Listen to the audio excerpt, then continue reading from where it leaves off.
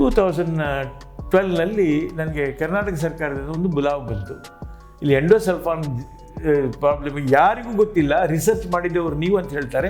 ನೀವೊಂದು ಬರಲಿಕ್ಕೆ ಆಗ್ತದ, ನಾವು ಟಿಕೆಟ್ ಕೊಡ್ತೀವಿ ಅಂತೇಳಿ ಇಲ್ಲಿಂದ ಯಡಿಯೂರಪ್ಪನ ಗ್ರೂಪು ಅಲ್ಲಿ ಬಂತು. ನನಗೆ ಆಯಿತು ಅಂತೇಳಿ ನಾನು ಇಲ್ಲಿಗೆ ಬಂದು ಒಂದು ವಾರ ನಾನೆಲ್ಲ ಸ್ಟಡಿ ಮಾಡಿ ಎಂಡೋಸಲ್ಫಾನ್ ಇದನ್ನು ಸ್ಟಡಿ ಮಾಡಿ ಬರ್ತೇನೆ ಅಂತ ಹೇಳಿ ನೋಡುವಾಗ ಇದೇ ಇಬ್ಬರು ಅಕುಲೀಲ ಹಾಗೆ ನಿಂತ್ಕೊಂಡಿದ್ದಾರೆ. ಮೊದಲ ದಿವಸ ಹೇಗೆ ನಿಂತ್ಕೊಂಡ್ರೆ ನೋಡಿ ಹಾಗೆ. ಅದು ಗರ್ಲ್ಸ್ ಸ್ಕೂಲ್. ಆ ಗರ್ಲ್ಸ್ ಸ್ಕೂಲ್ನಲ್ಲಿ ಪಾಯ್ಖಾನೆ ಅದೆಲ್ಲ ಸರಿ ಇರಲೇಬೇಕು, ಕ್ಲೀನ್ ಇರಲೇಬೇಕು, ದಿವಸಕ್ಕೆ 3 ಬಾರಿ ತೊಳಿಬೇಕು. ಅದು ಅವರೆಲ್ಲ ಇದ್ದರೆ ಇವ್ರು ತೊಳಿಬೇಕು. ಅವರೆಲ್ಲ ಹೇಳಿದ್ರು ನಾವೆಲ್ಲ ದಿವಸಕ್ಕೆ 50-50 ರೂಪಾಯಿ 100 ರೂಪಾಯಿ ನಾವು ಕೊಡ್ತೇವೆ, ನೀವು ಇಲ್ಲೇ ನಿಲ್ಲಿ, ನೀವು ಹೋಗಬೇಡಿ ಅಂತ ಅವ್ರು ಹೇಳಿದರು. ಆಯಿತು, ಈಗ ನಾವು ನಮಗೆ ದಾನ ಬೇಡ ಅಂತ ಇವರದ್ದು. ಕಡೆಗೆ ಹೇಳಿದ್ದು ಆಯಿತು, ಅಲ್ಲಿ ಹಿಂದೆ ಕ್ವಾರ್ಟರ್ಸ್ ಉಂಟು, ಅಲ್ಲಿ ಸಹ ಕ್ಲೀನ್ ಮಾಡಿ ನೀವು ನಮ್ಗೆ ಕಸ ಗುಡಿಸಿಕೊಂಡು ಹೋಗಿ, ನಾವು ನಿಮಗೆ 100 ರೂಪಾಯಿ ಅಂತ ಕೊಡ್ತೇವೆ. ಹೀಗೆ ಅವರಿಗಿಂತ 600 ರೂಪಾಯಿ ಅಲ್ಲಿಂದ ಬರ್ತಿತ್ತು, ಇಲ್ಲಿಂದ 15 ರೂಪಾಯಿ ಬರ್ತಿತ್ತು. ಮುಂದುವರಿಸಿದ್ರು. 1 ವರ್ಷ ಆಯಿತು, 2 ವರ್ಷ ಆಯಿತು, 3 ವರ್ಷ ಆಯಿತು. ಆವಾಗ ಇನ್ಸ್ಪೆಕ್ಟರ್ಸ್ ಬರ್ತಿದ್ರು, MP ಗಳು ಬರ್ತಿತ್ತು, MLA ಬರ್ತಿದ್ರು. ಎಲ್ಲರಿಗೆ ಇವರು ಅರ್ಜಿ ಕೊಡೋದು ಒಂದೇ ಕೆಲಸ, ನೀವು ನನ್ನನ್ನು ನಂಬಿ, ನಿಮಗೆ ಏನಾದರೂ ನಾನು ಮಾಡೋದೇ ಬಿಡೋದಿಲ್ಲ, ನಾನು ಹಠ ಹಿಡಿದು ಡೆಫಿನೆಟ್ಲಿ ಮಾಡ್ತೇನೆ ಅಂತೇಳಿ ನೇರವಾಗಿ ಕರ್ನಾಟಕ ಅಡ್ಮಿನಿಸ್ಟ್ರೇಟಿವ್ ಟ್ರಿಬ್ಯುನಲ್ಗೆ ಹಾಕಿದೆ 98ರಲ್ಲಿ. ಇದೇ JK ವೆಂಕಟೇಶ ಮೂರ್ತಿ ಅವರು ಹೇಳಿದರು ನಾವು ಹಾಕ್ತೇವೆ ನೋಡೋಣ.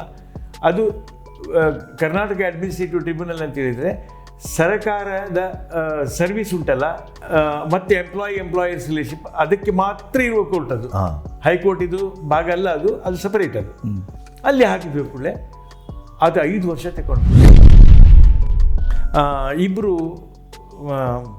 ಹೆಂಗಸರು ಅವರು ನಮ್ಮ ಆಫೀಸಿಗೆ ಬಂದು ಬಾಗಿಲ ಹತ್ರ ನಿಂತ್ಕೊಂಡಿದ್ದಾರೆ. ಒಬ್ಬಳು ಕೊರಗ ಜನಾಂಗದವಳು, ದಲಿತ್.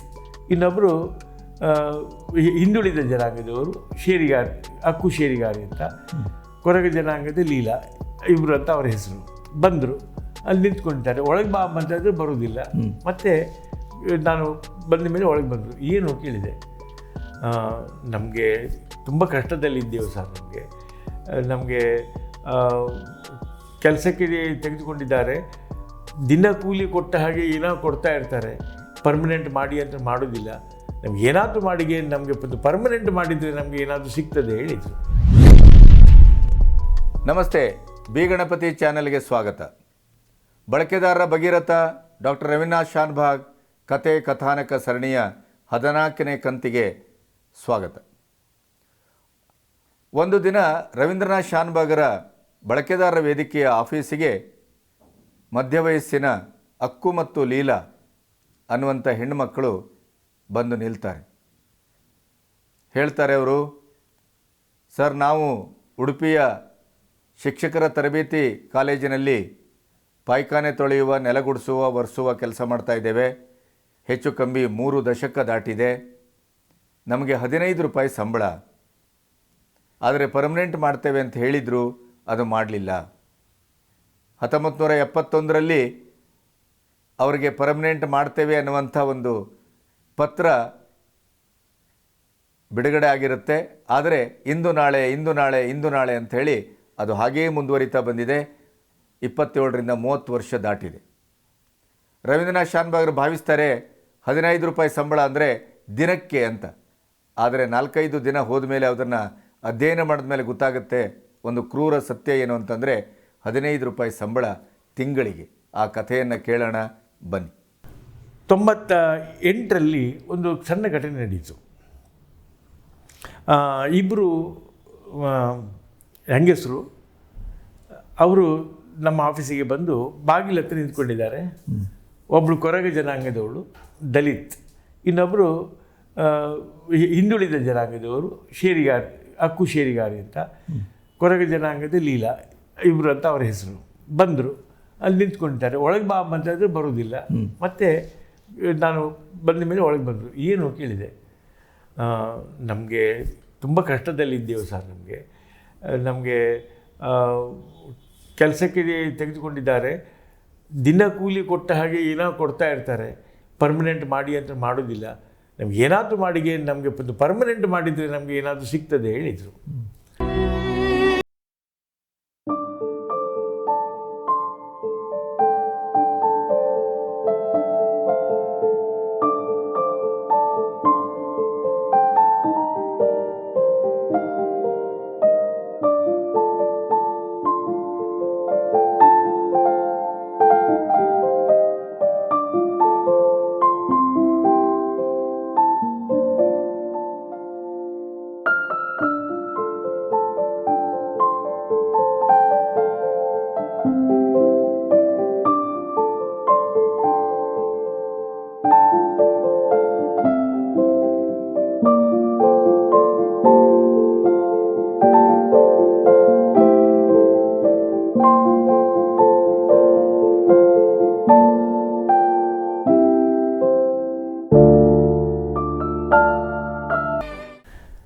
ಆಯ್ತಮ್ಮ ಇಲ್ಲಿ ಕೆಲಸ ಮಾಡ್ತಾಯಿದ್ರಿ, ಏನು ಕತೆ ಹೇಳಿ ಅಂತ. ಆಗ ಅವ್ರು ಹೇಳಿದರು, ಇಲ್ಲಿ ಒಂದು ಸ್ಕೂಲ್ ಇದೆ ಉಡುಪಿಯಲ್ಲಿ, ಟೀಚರ್ ಟ್ರೈನಿಂಗ್ ಸ್ಕೂಲ್ ಅಂತಿದೆ, ಅಲ್ಲಿ ನಾವು ಇಬ್ಬರು ಕೆಲಸ ಮಾಡ್ತಾಯಿದ್ದೇವೆ. ಆದರೆ ನಮಗೆ ತುಂಬ ಕಡಿಮೆ ಸಂಬಳ ಕೊಡ್ತಾರೆ. ಎಷ್ಟು ಕೊಡ್ತಾರಮ್ಮ ಹೇಳಿದೆ. ಅವರು 15 ರೂಪಾಯಿ ಕೊಡ್ತಾ ಇದ್ದಾರೆ ಅಂತ. ಆಯ್ತಪ್ಪ, 15 ರೂಪಾಯಿ ಕೊಡ್ತಾರಲ್ಲ, ಈಗ ನಿಮಗೆ ಪರ್ಮನೆಂಟ್ ಆಗಬೇಕು ಅಲ್ವಾ, ಆಯಿತು ನೋಡ್ತೀನಿ ನಾನು ಎಂತ ಅಂತ ಹೇಳಿದೆ. ಇದರಲ್ಲಿ ಇಟ್ಕೊಂಡು 2-3 ದಿವಸ ನನಗೆ ಅದಕ್ಕೆ ಅಟೆಂಡ್ ಆಗಲಿಕ್ಕೆ ಆಗಲಿಲ್ಲ. 4ನೇ ದಿವಸ ನೋಡುವಾಗ ನನಗೆ ಆಶ್ಚರ್ಯ ಅಂತಂತ ಹೇಳಿದರೆ 15 ರೂಪಾಯಿ ಒಂದು ದಿವಸಕ್ಕಲ್ಲ, ತಿಂಗಳಿಗೆ. ತಿಂಗಳಿಗೆ 15 ರೂಪಾಯಿ ಹಿಡಿದುಕೊಳ್ಳೆ ನನಗೆ ಇದಕ್ಕೆ ನಂಬಲಿಕ್ಕೆ ಆಗಲಿಲ್ಲ. ಇದು ಎಂಥದ ಒಂದು ಅವರೊಂದು ತಪ್ಪು ಬರದೆ ಅಂತ ಹೇಳಿದರೆ ಅವರೊಂದು ಟೆಲಿಫೋನ್ ನಂಬರ್ ಕೊಟ್ಟಿದ್ದರು. ಆವಾಗ ಮೊಬೈಲ್ ಇಲ್ಲ, ಟೆಲಿಫೋನ್ ಯಾವ್ದು. ನಾನು ಅದಕ್ಕೆ ಫೋನ್ ಮಾಡಿದಾಗ ಅವರು ಒಂದು LICದು ಒಂದು ಕ್ಲರ್ಕ್ ಯಾರ. ನಾನು ಹೇಳಿದೆ, ಅಕ್ಕು ನಿಮಗೆ ಗೊತ್ತಿದೆಯಾ ಕೇಳಿದೆ. ನಾನು ರವೀಂದ್ರ ಶಾನ್ಭಾಗ್ ಮಾತಾಡ್ತಾ ಇದ್ದೇನೆ. ಹೌದು ಸರ್, ಅವರು ನಮ್ಮ ನೇಬರ್ ಇಲ್ಲಿ ಹತ್ತಿರ ಮನೆಯಲ್ಲಿದ್ದಾರೆ, ಅವರು ಟ್ರೈನಿಂಗ್ ಶಾಲೆಯಲ್ಲಿ ಕೆಲಸ ಮಾಡುವ ಹೆಂಗಸು ಅದೇನಾ? ಹೌದು ಸರ್ ಅದೇ. ನಾನೇ ನಿಮ್ಮ ಹತ್ರ ಕಳಿಸಿದ್ದು ಅಂತ ಹೇಳಿದರು. ಏನು ಕೇಳಿದೆ. ಸರ್ ತುಂಬ ಕಷ್ಟದಲ್ಲಿದ್ದಾರೆ, ನಾನು ಸಹ ಹೋಗಿದ್ದೆ, ಪ್ರಿನ್ಸಿಪಾಲ್ರು ಹೇಳ್ತಾರೆ ನಿಮ್ಮನ್ನು ಕಾಂಟ್ಯಾಕ್ಟ್ ಮಾಡಬೇಕಂತ, ಅವರು ಆಸಕ್ತಿ ಇದ್ದಾರೆ ಅಂತ ಹೇಳಿದೆ. ನಾನು ಹೇಳಿದೆ, ಪ್ರಿನ್ಸಿಪಾಲ್ರೇ ಅವರಿಗೆ ಸಂಬಳ ಕೊಡೋರು, ಅವ್ರು ನನ್ನ ಹತ್ರ ಏನು ಮಾಡಲಿಕ್ಕೆ ಉಂಟು ಅಂತ. ಏನಿಲ್ಲ ಸರ್, ನಾನು ಸಹ ಬೇಕಾದರೆ ಬರ್ತೇನೆ, ನಿಮ್ಗೆ ಏನು ವಿಚಾರಕ್ಕೆ ಬೇಕಾದ್ರೆ. ಇಲ್ಲ, ಸುರಿಗೆ ಅವರನ್ನು ಇಲ್ಲಿ ಕಳಿಸಿ ಅಂತ ಹೇಳಿದೆ. ಅಕ್ಕು ಇಲ್ಲಿಲ್ಲ, ಇಬ್ಬರನ್ನು ನನಗೆ ಮಾತಾಡಿಸ್ಬೇಕು ಅಂತ. ಏನು ಅಕ್ಕಮ್ಮ, ಅದು ತಿಂಗಳಿಗೆ 15 ರೂಪಾಯ? ಹೌದು ಸರ್. ಎಷ್ಟು ತಿಂಗಳಿಂದ ಕೆಲಸ ಮಾಡ್ತಾಯಿದ್ದೀರಿ? 27 ವರ್ಷ ಸರ್. 27 ವರ್ಷ ನಿಮಗೆ ಸಂಬಳ ತಿಂಗಳಿಗೆ 15 ರೂಪಾಯ? ಹೌದು. ನಿಮ್ಮ ಹತ್ರ ಅಪಾಯಿಂಟ್ಮೆಂಟ್ ಲೆಟ್ರ್ ಉಂಟಾ? ಉಂಟು ಸರ್. 15 ರೂಪಾಯಿದು ಅಪಾಯಿಂಟ್ಮೆಂಟ್ ಲೆಟರ್ ನನಗೆ ನೋಡಬೇಕು, ಕೊಟ್ಟರೆ ಅವ್ರಿಗೆ ಅಪಾಯಿಂಟ್ಮೆಂಟ್. ಕಲ್ಲಿಕೋಟೆಯ BEO, ಅದು ಎಜುಕೇಷನ್ ಡಿಪಾರ್ಟ್ಮೆಂಟಿಂದ ಆಫೀಸರ್ ಅಂತ ಅವರು ಇವರಿಗೆ ಅಪಾಯಿಂಟ್ಮೆಂಟ್ ಕೊಟ್ಟಿದ್ದಾರೆ. ಒಂದು ಕಾಕಿ ಲೆಟರ್, ಇದು ಕಾಗದದ ಮೇಲೆ ಒಂದು ಟೈಪ್ ಮಾಡಿದ್ದಾರೆ. ದಿನಕ್ಕೆ 15 ರೂಪಾಯಿ ಅದು ತಿಂಗಳಿಗೆ 15 ರೂಪಾಯಿ ಪಗಾರದಲ್ಲಿ ಇವರನ್ನು ಸೇರಿಸಿಕೊಳ್ಳಲಾಗಿದೆ ಅಂತೇಳಿ. ನಾನು ನೋಡಿದೆ, ನೋಡಿ ಅಮ್ಮ, ಇಲ್ಲಿ ಸ್ಪಷ್ಟವಾಗಿದೆ ತಿಂಗಳಿಗೆ 15 ನಿಮಗೆ ಕೊಡ್ತೇವೆ ಅಂತೇಳಿ. ಆದರೂ ನೀವು 27 ವರ್ಷ ಯಾಕೆ ಕೆಲಸ ಮಾಡಿದ್ರಿ? ಆಗದಿದ್ದರೆ ಬಿಡಬೇಕಿತ್ತಲ್ಲ. ನೀವು ಯಾಕೆ ಕೆಲಸ ಮಾಡಿದ್ರಿ 98ನೇ ಇಸ್ವಿ ತನಕ? 71ನೇ ಇಸ್ವಿದ್ದು ಲೆಟ್ರ್ ಇದು. ಸರ್ ನಾವು ಹೇಳಿದ್ದು ಕೇಳಿ ಸರ್, ನಾವು ತಪ್ಪು ಮಾಡಿದರೆ ನಾವು ಒಪ್ಪಿಕೊಳ್ತೇವೆ, ನಾವು ಹೇಳಿದ್ದು ಕೇಳಿ. ಆಯ್ತು ಹೇಳಿ ಅಂತಾರೆ. ಅವರಿಗೆ ಎಂಪ್ಲಾಯ್ಮೆಂಟ್ ಎಕ್ಸ್ಚೇಂಜ್ನವರು ಅಲ್ಲಿ ಕಳಿಸಿದಂತೆ, ಅಲ್ಲಿ ಒಂದು 2 ಕೆಲಸ ಇದೆ, ನೀವು ಹೋಗಿ ಅಂತ. ಅವ್ರು ಎಂಪ್ಲಾಯ್ಮೆಂಟ್ ಎಕ್ಸ್ಚೇಂಜ್ಗೆ ಅರ್ಜಿ ಹಾಕಿದ್ದು, ನಮಗೆ ಏನಾದರೂ ಕೆಲಸ ಕೊಡಿ ಅಂತ. ಇವರಲ್ಲಿ ಹೋದಾಗ ಆ್ಯಕ್ಚುಲಿ ಅಂತ ಗೊತ್ತುತ್ತಾ ನಿಮಗೆ, ಈ ಅಕ್ಕೂದು ತಾಯಿಯಲ್ಲಿ ಕೆಲಸ ಮಾಡ್ತಾಯಿದ್ರು ಮುಂಚೆ. ತಾಯಿ ಸತ್ತೋದ್ರು. ಅದಕ್ಕೆ ಇವರು ಅಲ್ಲಿ ಹೋದಾಗ, ಸರ್ ನನ್ನ ತಾಯಿ ಇಲ್ಲಿ ಕೆಲಸ ಮಾಡ್ತಾಯಿದ್ರು ಸರ್, ಅದ್ರದ್ದು ಏನಾದರೂ ನಮಗೆ ಗ್ರ್ಯಾಚ್ಯುಟಿ ಪೆನ್ಷನ್ ಏನು ಸಿಗ್ತಾನೆ? ಇಲ್ಲ, ಅದೆಲ್ಲ ಅವರು ಟೆಂಪರರಿ ಆಗಿ ದುಡಿದಿದ್ದವರು, ನೀವು ಅದೇ ಕೆಲಸ ಮಾಡೋದಾದ್ರೆ ನಿಮಗೆ ಅದನ್ನೇ ಕೊಡುವ ಅಂತ ಹೇಳಿದರು. ಎಷ್ಟು? ಅದು ನೋಡಿ, ಅದು ಪರ್ಮನೆಂಟ್ ಪೋಸ್ಟ್ ಆಗಲಿಕ್ಕೆ ನಾವು ಅಪ್ಲೈ ಮಾಡಿದ್ದೇವೆ. ಈಗ ಟೆಂಪರರಿ ಪೋಸ್ಟ್ ಅದು ಅಪ್ರೂವಲ್ ಬಂದ ಕೂಡಲೇ ನಿಮಗೆ ಮಿನಿಮಮ್ ವೇಜಸ್ ಸಿಗ್ತದೆ. ಸರ್ ಮಿನಿಮಮ್ ವೇಜಸ್ ಎಷ್ಟು? ಅದು 800 ರೂಪಾಯಿ ಇರ್ತದೆ, ಮತ್ತು ಭತ್ಯೆ ಇರ್ತದೆ ಅದಕ್ಕೆ. ಆದ್ದರಿಂದ ನಿಮಗೆ ಕಡಿಮೆ ಅಂದರೆ 1,500 ರೂಪಾಯಿ ಹೇಗೂ ಸಿಗ್ತದೆ. ಆದರೆ ಅಷ್ಟರವರೆಗೆ ನಾವು ನಿಮಗೆ ಟೆಂಪರರಿ ಆಗಿ ಒಂದು ಟೋಕನ್ ಕೊಡ್ತೇವೆ, ಸಂಬಳ 15 ರೂಪಾಯಿ ಕೊಡ್ತೇವೆ ಅಂತ ಹೇಳಿದರು. ಆದರೆ ನಿಮಗೆ ನಷ್ಟ ಆಗೋದಿಲ್ಲ ಅದು. ಆದರೆ ನಿಮಗೆ ಡೇ 1ನಿಂದ ಸ್ಯಾಲ್ರಿ ಸಿಗ್ತದೆ. ಮೊದಲ ತಿಂಗಳಿಂದಲೂ ನಿಮಗೆ ಸರ್ಕಾರಿ ಮಿನಿಮಮ್ ವೇಜಸ್ ಸಿಗ್ತದೆ, ನಿಮಗೆ ಏನು ನಷ್ಟ ಆಗೋದಿಲ್ಲ. ಈಗ ನೀವು 15 ರೂಪಾಯಿ ಅದು ಎಕ್ಸ್ಟ್ರಾ ನಿಮಗೆ ಕೊಡುವಂಥದ್ದು ಅದೇ ಹೇಳಿದರು. ಇವರು ಒಪ್ಪಿದ್ರು. ಏನಾದರೂ ಮಾಡಿಕೊಂಡು ನಮಗೆ ಯಾವಾಗ ಅಪ್ರೂವಲ್ ಬರ್ತದೆ, ಯಾವುದೇ ಟೈಮ್ನಲ್ಲಿ ಬರ್ತದೆ, ಎನಿ ಮೊಮೆಂಟ್ ಬರ್ತದೆ ಅಂತ ಹೇಳಿದರು. ಆಯಿತು. 1 ವರ್ಷ ಆದರೂ ಬರಲಿಲ್ಲ. ಇವರಿಗೆ ಸಿಕ್ಕಿದ್ದು 180 ರೂಪಾಯಿ ಮಾತ್ರ ಇಡೀ ವರ್ಷದಲ್ಲಿ. ಅವಳಿಗೆ 180, ಇವಳಿಗೆ 180. ಹಾಗಾದ್ರೆ ಏನು ಮಾಡ್ತೀರಿ? ಸರ್ ನಮಗೆ ಆಗೋದಿಲ್ಲ ಏನು. ನಾವು ಆಗ ಪ್ರಿನ್ಸಿಪಾಲ್ ಹೇಳಿದ್ರು, ನನಗೆ ಅರ್ಥ ಆಗ್ತದೆ 180ರಲ್ಲಿ ಅಂತ ಆಗೋದಿಲ್ಲ, ನೀವು ಆದರೆ ಒಂದು ವೇಳೆ ನೆಕ್ಸ್ಟ್ ವಾರ ಅದು ಬಂದರೆ ನೀವು 18,000 ರೂಪಾಯಿ ಕಳೆದುಕೊಳ್ತೀರಿ. ಅದರ ನಂತರ ನನಗೆ ನೀವು ದೂರಬೇಡಿ. ಅಪ್ರೂವಲ್ ಬರ್ಬೋದು ಅಂತ ನಾನು ಅಷ್ಟೇ ಹೇಳ್ಬೋದು, ಯಾವಾಗ ಬರ್ತದೆ ಅಂತ ನನಗೆ ಗೊತ್ತಿಲ್ಲ ಅಂತ. ಆಗ ಅಲ್ಲಿ ಉಳಿದ ಟೀಚರ್ಸ್ ಇದ್ದಾರಲ್ಲ ಅವರಿಗೆ ಸಮಸ್ಯೆ. ಯಾಕಂದರೆ 1,000 ಜನ ಸ್ಟೂಡೆಂಟ್ಸ್ ಇದ್ದಾರೆ, ಅದು ಗರ್ಲ್ಸ್ ಸ್ಕೂಲ್. ಆ ಗರ್ಲ್ಸ್ ಸ್ಕೂಲಲ್ಲಿ ಪಾಯ್ಖಾನೆ ಅದೆಲ್ಲ ಸರಿ ಇರಲೇಬೇಕು, ಕ್ಲೀನ್ ಇರಲೇಬೇಕು, ದಿವಸಕ್ಕೆ 3 ಬಾರಿ ತೊಳಿಬೇಕು. ಅದು ಅವರೆಲ್ಲ ಇದ್ದರೆ ಇವ್ರು ತೊಳಿಬೇಕು. ಅವರೆಲ್ಲ ಹೇಳಿದ್ರು, ನಾವೆಲ್ಲ ದಿವಸಕ್ಕೆ 50-50 ರೂಪಾಯಿ 100 ರೂಪಾಯಿ ನಾವು ಕೊಡ್ತೇವೆ, ನೀವು ಇಲ್ಲೇ ನಿಲ್ಲಿ, ನೀವು ಹೋಗಬೇಡಿ ಅಂತ ಅವ್ರು ಹೇಳಿದರು. ಆಯಿತು, ಈಗ ನಾವು ನಮಗೆ ದಾನ ಬೇಡ ಅಂತ ಇವರದ್ದು. ಕಡೆಗೆ ಹೇಳಿದ್ದು, ಆಯಿತು ಅಲ್ಲಿ ಹಿಂದೆ ಕ್ವಾರ್ಟರ್ಸ್ ಉಂಟು, ಅಲ್ಲಿ ಸಹ ಕ್ಲೀನ್ ಮಾಡಿ, ನೀವು ನಮ್ಮ ಕಸ ಗುಡಿಸಿಕೊಂಡು ಹೋಗಿ, ನಾವು ನಿಮಗೆ 100 ರೂಪಾಯಿ ಅಂತ ಕೊಡ್ತೇವೆ. ಹೀಗೆ ಅವರಿಗಿಂತ 600 ರೂಪಾಯಿ ಅಲ್ಲಿಂದ ಬರ್ತಿತ್ತು, ಇಲ್ಲಿಂದ 15 ರೂಪಾಯಿ ಬರ್ತಿತ್ತು. ಮುಂದುವರಿಸಿದ್ರು. 1 ವರ್ಷ ಆಯಿತು, 2 ವರ್ಷ ಆಯಿತು, 3 ವರ್ಷ ಆಯಿತು. ಆವಾಗ ಇನ್ಸ್ಪೆಕ್ಟರ್ಸ್ ಬರ್ತಿದ್ರು, MP ಗಳು ಬರ್ತಿತ್ತು, MLA ಬರ್ತಿದ್ರು. ಎಲ್ಲರಿಗೆ ಇವರು ಅರ್ಜಿ ಕೊಡೋದು ಒಂದೇ ಕೆಲಸ, ನಮಗೇನಾದರೂ ಪರ್ಮನೆಂಟ್ ಮಾಡಿ, ನಮಗೂ ಪೋಸ್ಟ್ ಅಪ್ರೂವ್ ಮಾಡಿ ಅಂಥೇಳಿ ಯಾರು ಬರೆದು ಕೊಡ್ತಾರೆ ಇವರು ಕೊಡೋದು. ಹಾಗೆ 27 ವರ್ಷ ಆದರೂ ಸಹ ಆಗದೇ ಇದ್ದಾಗ ಆವಾಗ ಪ್ರಿನ್ಸಿಪಾಲ್ ಹೇಳಿದ್ರಂತೆ, ಇನ್ನು ನೀವು ಶಾನ್ಭಾಗ್ರ ಹತ್ರ ಹೋಗಬೇಕು, ನಮ್ಮಿಂದ ಯಾರ್ದು ಆಗೋದಿಲ್ಲ ಇದು ಅಂಥೇಳಿ. ಅವರು ಮತ್ತೆ ಇವರ ನೇಬರ್ ಇಬ್ಬರು ಒಟ್ಟು ಕೂಡಿಕೊಂಡು ನಮ್ಮ ಹತ್ರ ಕಳಿಸಿದ್ದು. ನಾನು ಅವರಿಗೆ ಹೋಗಿ ಭೇಟಿಯಾದೆ. ಏನು ಸ್ವಾಮಿ ಇದು ಅಂತ. ಸರ್ 4 ಸರ್ತಿ ನಾವು ಅಪ್ರೂವಲ್ಗೆ ಬರೆದಿದ್ದೇವೆ ಸರ್, ಇಲ್ಲೆಲ್ಲ ಉಂಟು, ಎಲ್ಲ ಜೆರಾಕ್ಸ್ ಕಾಪಿ ನಿಮಗೆ ಕೊಡ್ತೇನೆ, ನಿಮಗೆ ಯೂಸ್ ಆಗೋದಾದರೆ ನಮಗೆ ತುಂಬ ಸಂತೋಷ.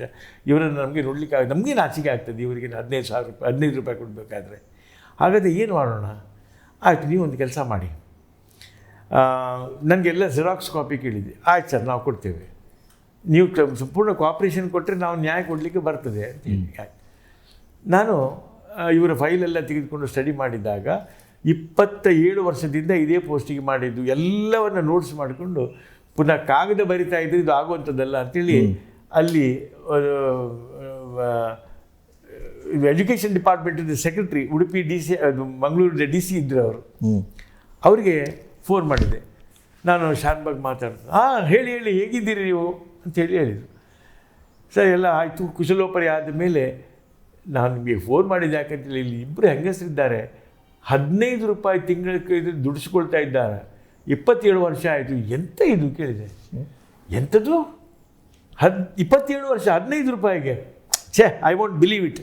ಸರ್, ನೀವು ಬಿಲೀವ್ ಮಾಡದಿದ್ದರೆ ಅಡ್ಡಿಲ್ಲ, ನನಗೆ ಉಡುಪಿಯಿಂದ ಅವರದ್ದು ಫೈಲ್ಸ್ ತಗೊಂಡು ನೀವು ನೋಡಿ, ಅದರಲ್ಲಿ ಏನಾದರೂ ಆಗುವುದಂತಾದರೆ ನಿಮಗೆ ಕನ್ವಿನ್ಸ್ ಆದರೆ ನಾನು ಈಗಲೇ ಹೇಳ್ತೇನೆ, ಡಾಕ್ಟರ್ ಶಾನ್ಭಾಗ್ ಈಗಲೇ ಹೇಳ್ತೇನೆ, ಒಂದು ವೇಳೆ ಅವರು 27 ವರ್ಷ ಕೆಲಸ ಮಾಡಿದ್ದು ಹೌದು, 15 ರೂಪಾಯಿ ಹೌದು ಅಂತಾದರೆ ಒಂದೇ ವಾರದೊಳಗೆ ನಾನು ಅವರ ಸಮಸ್ಯೆಯನ್ನು ಪರಿಹಾರ ಮಾಡ್ತೇನೆ. ನನಗೆ IAS ಆಫೀಸರ್ ಅಂದರೆ ಹೀಗಿರಬೇಕು, ಸ್ಪಷ್ಟ ಆಗಿಲ್ಲ, ಒಂದೇ ವಾರ ಸಾಕು ನನಗೆ, ನಾನು ಮಾಡ್ತೇನೆ, ನಾನು ಸ್ತ್ರೀಗೆ ನೋಡ್ಕೊಳ್ತೇನೆ, ಈಗ ಏನು ಹೇಳೋದಿಲ್ಲ ಹೇಳಿದ್ರು. ಆಯಿತು, 1 ವಾರ ಆಯಿತು. ಈ 2 ಹೆಂಗಸರು ನಮ್ಮ ಆಫೀಸಿಗೆ ಬಂದಿದ್ದಾರೆ, ಅಳುತ್ತಾ ಇದ್ದಾರೆ. ಏನು ಕೇಳಿದೆ, ಸರ್ ನಿಮ್ಮ ಹತ್ರ ಸಮಸ್ಯೆ, ನಾನು ಕಂಪ್ಲೇಂಟ್ ಮಾಡಿದ್ದು, ನಮ್ಮನ್ನು 2ರನ್ನು ಸಹ ಕೆಲಸದಿಂದಲೇ ತೆಗೆದುಹಾಕಿದ್ದಾರೆ. ಸಮಸ್ಯೆ ಪರಿಹಾರ ಅಂದರೆ ಗರೀಬಿ ಹಠಾವು ಆಗದೇ ಇದ್ದರೆ ಗರೀಬ್ಗೋ ಹಿ ಹಠಾವು, ಇಂಥ ಒಂದು ತತ್ವ. ನಾನು ಹೇಳಿದೆ, ಇದು ಎಂತ ನಡೆಯಿತು ಅಂತ. ನಾನು ನೇರವಾಗಿ ಫೋನ್ ಮಾಡಿದರೆ ಇವರು ಫೋನ್ ಎತ್ತೋದಿಲ್ಲ, ನನಗೆ ರೆಸ್ಪಾಂಡ್ ಮಾಡೋದಿಲ್ಲ. ನಾನು ಪ್ರಿನ್ಸಿಪಾಲ್ ಹತ್ರ ಒಂದು ಮಾತುಕತೆ ಆಯಿತು, ನಿಮಗೆ ಏನಾದರೂ ಬಂತ, ನನಗೆ ಏನು ಕೊಟ್ಟಿದ್ದಾರೆ ಅಂತ ಬೇಕು ಅಂಥೇಳಿ, ಅವ್ರು ಏನು ಟರ್ಮಿನೇಷನ್ ಆರ್ಡರ್ ಹೇಗೆ ಕೊಟ್ಟಿದ್ದಾರೆ ಅಂತ ನನಗೆ ಬೇಕು ಅಂತ. ಇಲ್ಲ ಸರ್, ನನಗೆ ಇಷ್ಟವರೆಗೆ ಬರಲಿಲ್ಲ. ಹಾಗಾದರೆ ಟರ್ಮಿನೇಷನ್ ಮಾಡಿದ್ರೆ ಇವರು ಕೆಲಸಕ್ಕೆ ಬರೋದು ಬೇಡ ಅಂತ ಹೇಗೆ? ನಾನು ಹೇಳಿಲ್ಲ ಸರ್, ಬರ್ಬೋದು ಅಂತ. ಅಟೆಂಡೆನ್ಸ್ ಕೊಡ್ತೇನೆ ನಾನು ಹೇಳಿದೆ. 15 ರೂಪಾಯಿ ಅಮ್ಮ ನಿಮಗೆ ಸಿಕ್ಕಿದ್ರು ಅಂದರೆ ಸಿಗದಿದ್ರು ಅಂದರೆ, ನಿಮಗೆ ಬೇರೆಯವ್ರು ಕೊಡ್ತಾ ಇದ್ದಾರೆ 600 ರೂಪಾಯಿ, ನಿಮ್ಮ ಜೀವನ ಹೇಗೂ ಸಾಲ್ತದೆ. ನೀವು ನನ್ನನ್ನು ನಂಬಿ, ನಿಮಗೆ ಏನಾದರೂ ನಾನು ಮಾಡೋದೇ ಬಿಡೋದಿಲ್ಲ, ನಾನು ಹಠ ಹಿಡಿದು ಡೆಫಿನೆಟ್ಲಿ ಮಾಡ್ತೇನೆ ಅಂತೇಳಿ ನೇರವಾಗಿ ಕರ್ನಾಟಕ ಅಡ್ಮಿನಿಸ್ಟ್ರೇಟಿವ್ ಟ್ರಿಬ್ಯುನಲ್ಗೆ ಹಾಕಿದೆ 98ರಲ್ಲಿ. ಇದೇ JK ವೆಂಕಟೇಶ ಮೂರ್ತಿ ಅವರು ಹೇಳಿದರು, ನಾವು ಹಾಕ್ತೇವೆ ನೋಡೋಣ. ಅದು ಕರ್ನಾಟಕ ಅಡ್ಮಿನಿಸ್ಟ್ರೇಟಿವ್ ಟ್ರಿಬ್ಯುನಲ್ ಅಂತ ಹೇಳಿದರೆ ಸರ್ಕಾರದ ಸರ್ವಿಸ್ ಉಂಟಲ್ಲ, ಮತ್ತು ಎಂಪ್ಲಾಯರ್ಸ್ ರಿಲೇಶನ್ಶಿಪ್, ಅದಕ್ಕೆ ಮಾತ್ರ ಇರುವ ಕೋರ್ಟ್ ಅದು. ಹೈಕೋರ್ಟ್ ಇದು ಭಾಗ ಅಲ್ಲ, ಅದು ಸಪರೇಟ್. ಅದು ಅಲ್ಲಿ ಹಾಕಿದ್ರು ಕೂಡಲೇ ಅದು 5 ವರ್ಷ ತಗೊಂಡ್ರು. 98, 99, 2, 2003ನಲ್ಲಿ ಜಡ್ಜ್ಮೆಂಟ್ ಕೊಟ್ಟರು. 71ನೇ ಇಸ್ವಿಯಿಂದ ಇವತ್ತಿನವರೆಗೆ ಅವರಿಗೆ ಮಿನಿಮಮ್ ವೇಜಸ್ನಲ್ಲಿ ಕ್ಯಾಲ್ಕುಲೇಟ್ ಮಾಡಿ ಅವರ ಸಂಬಳವನ್ನು ಬಡ್ಡಿ ಸಹಿತ ಕೊಡಿ ಅಂತ, ಒಂದು ಅವರ ಸರ್ವಿಸನ್ನು ರೆಗ್ಯುಲರೈಸ್ ಮಾಡಿ ಅಂತ. ಇಲ್ಲಿ ತೀರ್ಪು ನೋಡಿದ್ದು ಎಷ್ಟು ಸಂತೋಷ ಆಯಿತು ಅಂತೇಳಿದರೆ, ನಾನೊಂದು ಲೇಖನ ಬರೆದೆ. 98ರಲ್ಲಿ ನಾನು ಹಕ್ಕು ಇವಳು ಲೀಲಾ ಅಂತೇಳಿ ಒಂದು ಬರೆದಿದ್ದೆ. ನಾನು ಹಕ್ಕು ಒಂದು ಲೀಲಾ ಅಂತ ಒಂದು ಲೇಖನ ಬರೆದಿದ್ದೆ 98ರಲ್ಲಿ. 2003ರಲ್ಲಿ ಭಗವಾನ್ ಕಿ ಘರ್ ಮೇ ದೇರ್ ಹೇ ಅಂತೇಳಿ ಒಂದು ಲೇಖನ ಬರೆದೆ. ಭಾರಿ ಪಾಪ್ಯುಲರ್, ಜನರಿಗೆ ತುಂಬ ಸಂತೋಷ ಆಯ್ತಲ್ಲ, 5 ವರ್ಷ ಜಗಳ ಮಾಡಿಕೊಂಡು ಸಿಕ್ಕಿತಲ್ಲ ಅಂತ. 1 ವರ್ಷ ಆಯಿತು, ಕೊಡಲಿಲ್ಲ. ಕಂಟೆಂಪ್ಟ್ ಆಫ್ ಕೋರ್ಟ್ಗೆ ಅರ್ಜಿ ಹಾಕಿದೆ, ನ್ಯಾಯಾಂಗ ನಿಂದನೆ ಅಂತ ಅರ್ಜಿ ಹಾಕಿದೆ. ಕೂಡಲೇ ಜಗಳ ಶುರು ಆಯಿತು. ಇದು ಎಷ್ಟು ಅಂತ ಕ್ಯಾಲ್ಕುಲೇಟ್ ಮಾಡಿರಿ, 71ನೇ ಇಸ್ವಿಯಲ್ಲಿ ಅದು ಇದು ಅಂತ. ಒಬ್ಬ ತಂತ್ರಿಗೆ ಒಂದು ಉಪಾಯ ಉಳಿಯಿತು. ಯಾಕೆ ನೀವು ಇಷ್ಟೆಲ್ಲ ಗಲಾಟೆ ಮಾಡ್ತೀರಿ?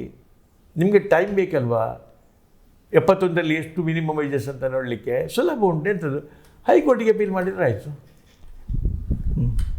ನಿಮಗೆ ಟೈಮ್ ಸಿಗ್ತದೆ, ಅವರು ಕ್ಯಾಲ್ಕುಲೇಟ್ ಮಾಡಿ ಅಂತೇಳಿ. ಉಳಿದವರು ಮಂಡ್ಯ ನಡೆಸಿದರು. ಒಬ್ಬ ಅಡ್ವೊಕೇಟ್ ಜನರಲಿಂದ ಒಂದು ಸರ್ಟಿಫಿಕೇಟ್ ಮಾಡಿಸಿಕೊಂಡು ಇದು this is a fit case to take it to the high court ಅಂತ ಮಾಡಿದರು. ಹೈಕೋರ್ಟಿಗೆ ಹಾಕಿದರು. ಇವರು ಮಂಗಳೂರು ನೋಡಿದ್ದೇವರು ಬೆಂಗಳೂರಿಗೆ ಹೇಗೆ ಹೋಗ್ತಾರೆ? ಸುಮ್ಮನೆ ಬಿದ್ದುಕೊಳ್ತಾರೆ, ಅಷ್ಟೇ ಅವರದ್ದು ಆಲೋಚನೆ. ಆದರೆ ನಾವು ಬಿಡ್ತೇವ? ನಾವು ಬೆಂಗಳೂರಿಗೆ ಹೈಕೋರ್ಟಿಗೆ ಹೋಯಿತು. 2003, 4, 5, 6 4 ವರ್ಷ ಹೈಕೋರ್ಟ್ನಲ್ಲಿ. 2006ನಲ್ಲಿ 2ನೇ ಜಜ್ಮೆಂಟ್ ಬಂತು. 2ನೇ ಜಜ್ಮೆಂಟ್ ಬಂದದ್ದು, ಈಗ 1ನೇ ಜಜ್ಮೆಂಟ್ ಬರುವಾಗ 2003ನಲ್ಲಿ ನಾವು ಕ್ಯಾಲ್ಕುಲೇಟ್ ಮಾಡಿದ್ವಿ ಇವ್ರಿಗೆ ಎಷ್ಟು ಸಿಗಬಹುದು ಅಂತ. 14 ಲಕ್ಷ ಅವಳಿಗೆ, 14 ಲಕ್ಷ ಇವಳಿಗೆ. ನಮಗೆ ಅದು ಹಾಗೆ ಬರೆದಿದ್ದೆ ನಾನು ಲೇಖನದಲ್ಲಿನೂ. ಈಗ 2006ನಲ್ಲಿ 19 ಲಕ್ಷ ಅವಳಿಗೆ, 19 ಲಕ್ಷ ಇವಳಿಗೆ. ಇನ್ನೆಂತ ಮಾಡ್ತೀರಿ ಅಂತ. ಈ ಮಾನ ಮರ್ಯಾದೆ ಬಿಟ್ಟ ಲಜ್ಜೆಗೆಟ್ಟ ಕರ್ನಾಟಕ ಸರ್ಕಾರ ಈ 2 ಹೆಂಗಸರ ಪರವಾಗಿ ಸುಪ್ರೀಂ ಕೋರ್ಟಿಗೆ ಹೋಗಿ ನಮಗೆ ಸಂಬಳ ಕೊಡಲಿಕ್ಕೆ ಇಲ್ಲ ನಮ್ಮ ಹತ್ರ ಅಂತ. ಸುಪ್ರೀಂ ಕೋರ್ಟಿಗೆ, ಹೈಕೋರ್ಟ್ನಲ್ಲಿ ಇವರಿಗೆ ಹೋಗಿದ್ದಾರೆ ಸರಿಯಾಗಿ. ಇವರು ಸುಪ್ರೀಂ ಕೋರ್ಟಿಗೆ ಹೋದರು. ಸುಪ್ರೀಂ ಕೋರ್ಟಿಗೆ ಹೋದ ಕೂಡಲೇ ಖಂಡಿತ ಅವ್ರು ಹೋಗೋದಿಲ್ಲ ಅಂತ ನಾವು ಬಿಡಲಿಲ್ಲ. ಸುಪ್ರೀಂ ಕೋರ್ಟಿಗೆ 2006, 7, 8, 9, 10 2010ರಲ್ಲಿ ಜನವರಿ 22ಕ್ಕೆ ಫೈನಲ್ ಆರ್ಡರ್. ಏನೂ ಚೇಂಜ್ ಇಲ್ಲ. ಅಲ್ಲಿಂದ ಇಲ್ಲಿಯವರೆಗೆ Umadevi and others state of Karnataka ಈ ಕೇಸಿನ ಪ್ರಕಾರ ಅದವರಿಗೆ ಎಲ್ಲವನ್ನು ಕೊಡಬೇಕು ಅಂತೇಳಿ ಎಲ್ಲ ಮಾಡಿಕೊಂಡು ಕೊಟ್ಟರು. ನಮಗೆ ಎಷ್ಟು ಸಂತೋಷ ಆಯಿತು ಅಂತೇಳಿದ್ರೆ, ಆ ಕಾಲದಲ್ಲಿ ನಾನು ಅಲ್ಲಿ ಹಿಮಾಚಲ ಪ್ರದೇಶದಲ್ಲಿದ್ದೆ. ಪೇಪರ್ನಲ್ಲಿ ನೋಡಿದೆ, ಮತ್ತು ಇದರ ಟಿ ವಿಯಲ್ಲಿ ಬಂದಿತ್ತು. ಓಕೆ, ನಮ್ಮ ಆ ಸಾರ್ಥಕ ಆಯಿತು ಅಂತೇಳಿ ನಾನಿದ್ದೆ. 2012ನಲ್ಲಿ ನನಗೆ ಕರ್ನಾಟಕ ಸರ್ಕಾರದಿಂದ ಒಂದು ಬುಲಾವ್ ಬಂತು. ಇಲ್ಲಿ ಎಂಡೋಸಲ್ಫಾನ್ ಪ್ರಾಬ್ಲಮ್ ಯಾರಿಗೂ ಗೊತ್ತಿಲ್ಲ, ರಿಸರ್ಚ್ ಮಾಡಿದ್ದವರು ನೀವು ಅಂತ ಹೇಳ್ತಾರೆ. ನೀವೊಂದು ಬರಲಿಕ್ಕಾಗ್ತದ, ನಾವು ಟಿಕೆಟ್ ಕೊಡ್ತೀವಿ ಅಂತೇಳಿ ಇಲ್ಲಿಂದ ಯಡಿಯೂರಪ್ಪನ ಗ್ರೂಪು ಅಲ್ಲಿ ಬಂತು. ನನಗೆ ಆಯಿತು ಅಂತೇಳಿ ನಾನು ಇಲ್ಲಿಗೆ ಬಂದು ಒಂದು ವಾರ ನಾನೆಲ್ಲ ಸ್ಟಡಿ ಮಾಡಿ ಎಂಡೋಸಲ್ಫಾನ್ ಇದನ್ನು ಸ್ಟಡಿ ಮಾಡಿ ಬರ್ತೇನೆ ಅಂತ ಹೇಳಿ ನೋಡುವಾಗ ಇದೇ ಇಬ್ಬರು ಅಕುಲೀಲ ಹಾಗೆ ನಿಂತ್ಕೊಂಡಿದ್ದಾರೆ. ಮೊದಲ ದಿವಸ ಹೇಗೆ ನಿಂತ್ಕೊಂಡ್ರೆ ನೋಡಿ ಹಾಗೆ. ಅಕ್ಕು, ಎಂತಾಯಿತು ನಿಮಗೆ? ಜಜ್ಮೆಂಟ್ ಆಗಿತ್ತಲ್ಲ. ಜಜ್ಮೆಂಟ್ ಮಾತ್ರ ಸರ್, ದುಡ್ಡಿಲ್ಲ. ಅಲ್ಲಮ್ಮ, 2 ವರ್ಷ ಆಯಿತು ನಿಮಗೆ ಜಜ್ಮೆಂಟ್ ಆಗಿ, ಯಾಕೆ ದುಡ್ಡಿಲ್ಲ, ಯಾಕೆ ಕೊಡಲಿಲ್ಲ? ಯಾರು ಕೇಳೋದು ಸರ್? ಪ್ರಿಯರೇ, ಇಲ್ಲಿಯವರೆಗೆ ಅಕ್ಕು ಲೀಲಾ ಅವರ ದುರಂತ ಕಥನವನ್ನು ಮತ್ತು ಆ ದುರಂತ ಕಥನಕ್ಕೆ ಸರಿಯಾದಂಥ ಒಂದು ಮಾರ್ಗದರ್ಶನದ ಮೂಲಕ ರವೀಂದ್ರನಾಥ್ ಶಾನಭಾಗರು ಹೋರಾಟವನ್ನು ಆರಂಭಿಸಿದ್ದನ್ನು, ಇನ್ನೇನು 1 ವಾರದೊಳಗೆ ನಿಮಗೆ ನ್ಯಾಯ ಕೊಟ್ಬಿಡ್ತೇವೆ ಅಂತ ಹೇಳಿದಂಥ ಶಿಕ್ಷಣ ಇಲಾಖೆಯ ಅಧಿಕಾರಿ ನಾಪತ್ತೆಯಾದದ್ದು, ಆಮೇಲೆ ಅವರು ಲೋವರ್ ಕೋರ್ಟಿಂದ ಹೈಕೋರ್ಟು, ಸುಪ್ರೀಂ ಕೋರ್ಟು, ಹೀಗೆ ನಡೀತಾ ಹೋರಾಟದ ಕಿಚ್ಚು ಎಲ್ಲಿಯವರೆಗೆ ಅನ್ನೋದನ್ನು ನೀವು ನಿರೀಕ್ಷೆ ಮಾಡಲಿಕ್ಕೂ ಸಾಧ್ಯ ಇಲ್ಲ. ದೇವರು ಕೊಟ್ಟರು ಪೂಜಾರಿ ಕೊಡ ಅನ್ನುವ ಹಾಗೆ ಕೋರ್ಟು ತೀರ್ಪು ಕೊಟ್ಟರೂ ಕೂಡ ಸರ್ಕಾರ ಅವರಿಗೆ ಹಣೆ ಕೊಡದೇ ಒದ್ದಾಡಿಸಿದ ಆ ಕಥನ ಇದೆಯಲ್ಲ, ಅದು ಕಥನ ಅಂದರೆ ಕಥನವೇ. ಅದು ಕರುಳು ಕಿವುಚುವಂಥದ್ದು. ಈ ಅಮಾನುಷವಾದಂಥ ಆಡಳಿತಾತ್ಮಕ ವ್ಯವಸ್ಥೆಯ ದೌರ್ಬಲ್ಯವನ್ನು ಯಾವ ಮಾತಲ್ಲಿ ಹೇಳಿದರೂ ಅದಕ್ಕೆ ಸರಿಸಮಾನವಾದಂಥ ಶಬ್ದ ಹುಟ್ಕೊಳ್ಳಿಕ್ಕೆ ಸಾಧ್ಯ ಇಲ್ಲ. ಅಷ್ಟು ಕ್ರೂರವಾಗಿ ಈ ಮಹಿಳೆಯರನ್ನು ನಡೆಸ್ಕೊಂಡಂಥ ಕಥಾನಕವನ್ನು ಕೇಳ್ತಾ ಇದ್ದೀರಿ. ಮುಂದಿನ ಭಾಗದಲ್ಲಿ ಅಥವಾ ಮುಂದಿನ ಕ್ಲೈಮ್ಯಾಕ್ಸಿನಲ್ಲಿ ಇನ್ನೂ ವಂಡರ್ಫುಲ್ ಆದಂಥ ಮಾಹಿತಿಗಳು ಕಾದಿವೆ. ಕರಳು ಉರಿಯುವ ಕಥನ ನಿಮಗಾಗಿ ಕಾದಿದೆ. ಅಲ್ಲಿಯವರೆಗೆ ನಮಸ್ತೆ.